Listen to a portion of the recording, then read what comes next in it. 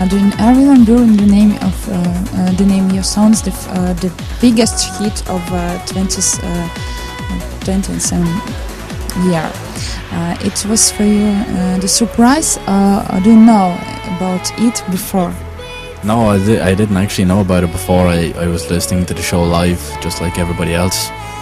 I didn't really expect it to get number one. I hoped it might get in the top 10, but in those polls, it's always really the big name DJs who tend to dominate the top 5, and especially the number 1 spot. So I was very happy that it got number 1, because I think it shows that you don't have to be, a real superstar to become number 1. If you work hard enough and you make a track that people like, people will vote for it, and I'm happy it got number 1.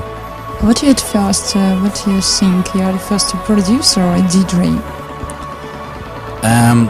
Well, historically in my life anyway, I had decks before I was a producer. I was in my bedroom, DJing and learning the decks and the system of dance music and what way it worked, and then I got into producing from DJing. But most people would know me as a producer, they think it's the other way around.